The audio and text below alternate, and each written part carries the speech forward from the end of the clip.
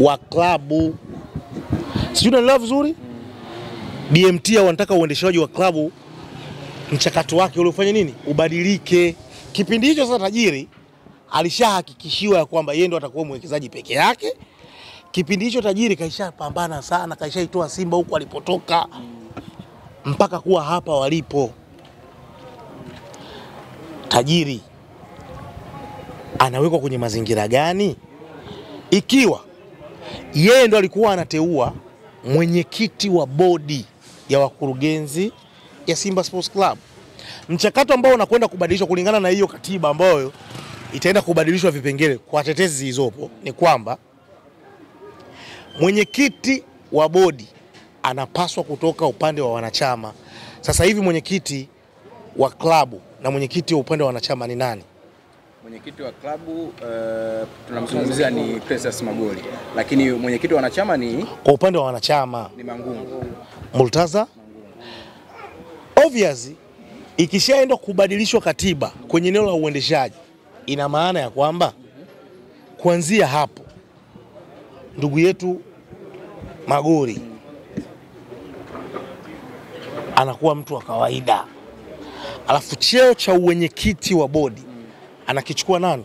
Murtaza Ali Mangungu. Kama ilivyokuwa kwa Young Africans, president wa Yanga Engineer Hersi Said alichaguliwa na nani? Na wanachama wa klabu. Nyewe mmesahau, si uchaguzi ulifanyika? Ndipo ambavyo ilipaswa kuwa kwa Mangungu kuchaguliwa na wanachama kuwa president wa klabu. Kabwe hapo ndo maswali ambapo yanaibuka kuhusiana na ni kweli wataweza kumwamini Mangungu. Mara kadhaa wamempinga kuhusiana na maamuzi ambayo anafanya, na wanachama walikuwa pia wanamkataa.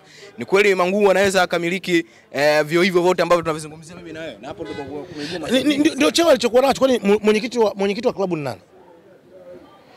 Ni Murtaza Mangungu. Mwenyekiti wa klabu kwa upande wa wanachama ni Murtaza Mangungu, ndo anaimiliki, ndio mmiliki wa Simba, ndo anaimiliki Simba. Yani wao ukubali ukatae, mwenyekiti wa klabu na mwenye hisa nyingi ni Murtaza Mangungu, ambaye kabakiza kipindi chake miaka mitatu, kabakiza miaka mitatu ndio aondoke. Wapi aondoke na ndii kuwa mwenyekiti wa klabu ya Simba. Simama vizuri. Wao ukubali ukatae, mwenyekiti ni Murtaza Mangungu. Ila Magoli ni mwenyekiti wa bodi ya wakurugenzi, ambaye sasa kipindi hicho sasa mwenyekiti Murtaza Mangungu alikuwa anaingia kama mjumbe na makamu na makamu mwenyekiti kwenye nini? Kwenye bodi ya wakurugenzi ya Simba Sports Club. Sisi tunaelewana vizuri. Kwa hiyo ndio maana kipindi fulani na ndi baadhi ya watu ambao wana nguvu Simba Sports Club ikiwemo Ismail Aden Ragi, sisi kwenye kipindi chetu kwa tunapiga hadi jingo yake, alikuwa anasema kwamba yani mwenyekiti wa upande wa Simba ambao wana 51% hana nguvu yoyote. Kazi yake ni akiingia kwenye mkutano wa bodi ya wakurugenzi, kazi yake ni kufungua na kufunga vikao. Yani hana nguvu yoyote. Ila hivi sasa ikienda kubadilishwa hiyo katiba, mwenye nguvu na klabu ya Simba ni nani? Murtaza Mangungu. Kauli ya Precious Magoli leo hii ameibuka na kuzungumza kauli nyingi sana kuhusiana na viongozi ambao wapo pale ndani ya Simba, na kusema ya kwamba wenyewe kuna taharuki, kwamba kuna baadhi ya viongozi timu ikifungwa wanacheka ama wanafurahi pengine, na akaenda mbali na kusema wapo viongozi ambao wana afya hawana, alisema kwamba wana matatizo ya afya ya akili. Of course hizi kauli za Magoli pengine zina tuchambue vipi? Ukiona moshi unafuka ujue moto unakaribia kuwaka. Nini ambacho unamaanisha?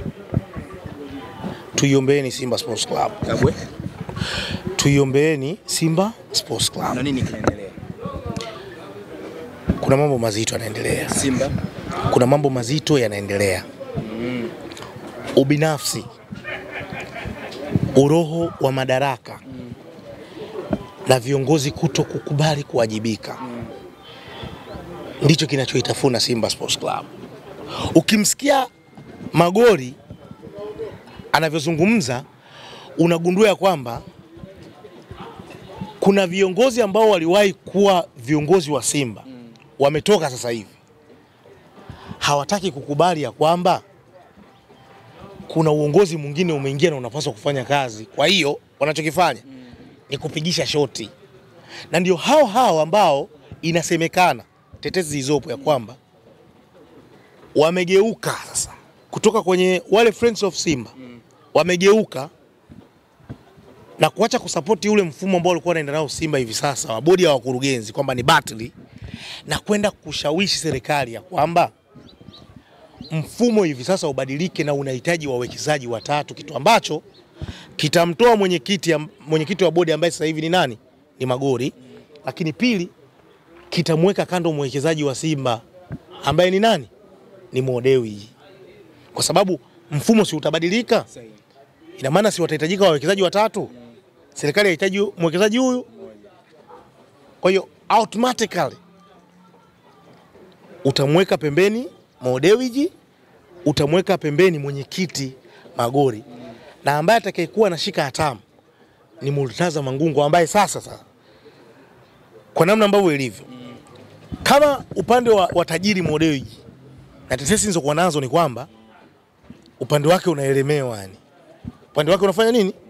Kama ungekuwa na nguvu, ulipaswa kama watafanikiwa kubadilisha hiyo katiba Jumaa ngapi, hiyo tarehe 30, ulipaswa kumshawishi Murtaza Mangungu kwa upande wao ili yeye aendelee kubaki pale kama mfadhili, lakini waanze mchakato wa kutafuta wawekezaji wengine wawili. Lakini kama watashindwa kumshawishi Murtaza Mangungu, ana haki ya kuendesha mchakato wa uwekezaji Simba na kutafuta wawekezaji wengine watatu automatically, Mo Dewji na klabu ya Simba. Kama Murtaza Mangungu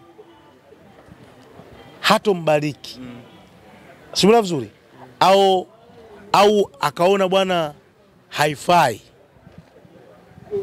automatically Mo Dewji anaondoka kwenye klabu ya nini? Mo Dewji automatically anaondoka kwenye klabu ya nini? Ya Simba Sports Club. Taarifa kusema kuna tuwekaje hii Kabwe kwamba kuna taarifa za kwamba kuna kampuni pia inaitaka Simba Sports Club.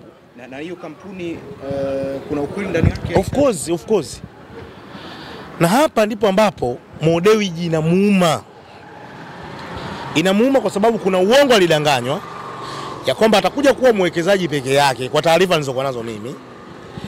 Lakini sasa ilipofika ni pazito zaidi, kwa sababu kwa mujibu wa sheria za serikali yale alikuwa ni magumashi, inahitajika wawekezaji watatu.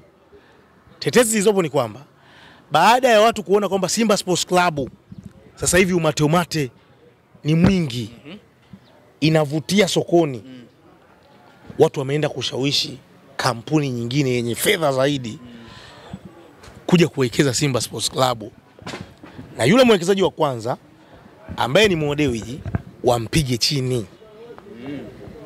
Simula vizuri. Na tetezi zilizopo ni kwamba hiyo kampuni, watu ambao hawamsupport Mo Dewji ndio wamepambana kuhakikisha kwamba wanaileta pale kwa ajili ya kufanya nini? Ya kumchallenge. Either aondoke ama akubali uwekezaji wa wawekezaji watatu.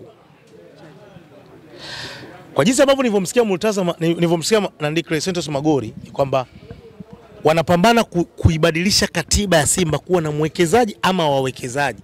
Yaani ibadilike wewe mwekezaji mmoja ama wawekezaji. Simula vizuri. Kitu ambacho tetesi zingine nilizozipata ni kwamba serikali haikubaliani na hicho kitu, inataka wawekezaji watatu. Automatically unamuondoa Mo Dewji. Automatically Mo Dewji anakosa tena mamlaka ya kuchagua mwenyekiti wa bodi ya wakurugenzi. Automatically mwenyekiti wa Simba Sports Club anabaki kuwa Murtaza Mangungu, na yeye ndo anabaki kuwa na nguvu. Automatically yeye Murtaza Mangungu ndo ataamua hichi kiwe hivi, hichi kisiwe hivi, kwa sababu yeye ndo kanaandika, kachaguliwa na wanachama. Wanachama wakubali iko hivyo, wanachama wasikubali iko hivyo. Kwa hiyo kwenye mchakato wa mabadiliko wa Simba Sports Club kulikuwa kuna magumashi mengi sana, ndio maana sasa kelele zimeanza kutoka hivi sasa. Moto unaokuja kuwaka baadaye ni mkubwa mno. Tuombe Simba Sports, kwa sababu siamini kama wana Simba watakubali kwanza Mo Dewji aondoke kirahisi hivyo, tena anaondoka akiwa kama vile amevunjiwa heshima. Lakini pili, tunafahamu sote wana Simba hawajawahi kumkubali mwenyekiti Murtaza Mangungu. Yaani wengi wao wanaamini hawezi kuwapeleka popote. Tukubaliana hicho. Mkutano utaenda kutoa taswira wa Sokoto. Sote tusubirie mkutano wa tarehe 30 utatoa taswira. Lakini tuombe Mwenyezi Mungu huo mkutano uende vizuri, kwa sababu ikitokea mnyama Simba Sports Club amepoteza kule Mali mechi ya pili mfululizo, kwa sababu tetesi zilizokuwepo ni kwamba mechi ya Petro de Luanda wakati Simba anafungwa, kumbe kuna viongozi walikuwa wanachekea chooni. Kafungwa, wamefungwa. Wamefungwa. Wamefungwa tena bwana. Petro wakati wanawakanda Simba hapo, viongozi wa Simba baadhi walikuwa wanafurahi. Ina maana kuna mpasuko mkubwa. Sasa fikiria mkutano tarehe 30, alafu mnyama Simba kapasuka siku hiyo. Mkutano umefanya nini? Umeisha pale. Labda majibu yametoka, Murtaza Ali Mangungu ndo atakuwa final say kwenye kikosi cha Simba Sports Club. Magoli nje, Modewiji nje. Ndugu zangu, hiyo hali itakuweje? Bana Kabwe. Itakuweje? Tuke ukweli. Kapasuka mnyama Simba na Petro de Luanda kwa mujibu wa mwenyekiti wa board Bwana Magori. Watu walikuwa wanachekea chooni. Kwa ina maana watu kwao ni furaha tele, wana enjoy. Wanaona raha. Simula vizuri. Kwa hiyo Young Africans kuwa na jasusi kwenye klabu ya Simba kwa ajili ya kupata mambo yao ili wawachanganye wafanye vibaya, hicho ni kitu cha kawaida na siwezi kuwakatalia. Hata Simba na wenyewe wangekuwa vizuri, lazima wangeweka jasusi, kwa sababu furaha ya Yanga ni Simba kufanya vibaya na furaha ya Simba ni Yanga kufanya vibaya. Sawa. Simula vizuri. Kwa hiyo kiuhalisia ndugu zangu, tuiombee sana Simba Sports Club. Inaweza ikawachukua miaka 10 hapa bila kuchukua ubingwa wowote. Mnyama Simba mechi yake ya ligi ya mabingwa barani Afrika na tumaye utakuja kuielezea, lakini leo hii tumezungumza mengi sana kulingana na hiki ambacho kimetokea, na tumaye umezungumza vizuri sana na watu wamekuelewa. Mimi Kabla unaona mwelekeo wa Simba kuja kurudi katika ubora wake katika siku za karibuni, kama mambo yataenda tofauti na hivi ambavyo mwelekeo ulivyo? Kwa tetesi nilizokuwa nazo mimi, sioni uelekeo wa mnyama Simba Sports Club kurudi kule ambapo walipokuwa, kama wataendelea na mpasuko uliokuwepo hivi sasa. Kinachowafanya Africans kusurvive na kuendelea kuutawala mpira wa Tanzania ni umoja. Umoja upi? Umoja wa kwamba GSM ameweza kuikamata Yanga yote ile. Alichofanyikiwa Mwamba ni kuhakikisha kwamba anaweka mtu ambaye atakayelinda maslahi, yani yuko kwenye klabu lakini pia ana uwezo wa kulinda rasilimali fedha ambazo anazitoa kwenye klabu ya Young Africans. Kitu ambacho kikiangalia kwa Simba akipo, kuna makundi ya watu wengi ambao wenye fedha wanamkwamisha hata yule mkubwa ambaye ana fedha nyingi, na wao wanataka ile nafasi kwa sababu wanataka kule. Yani kwa kifupi, Simba kuna walafi.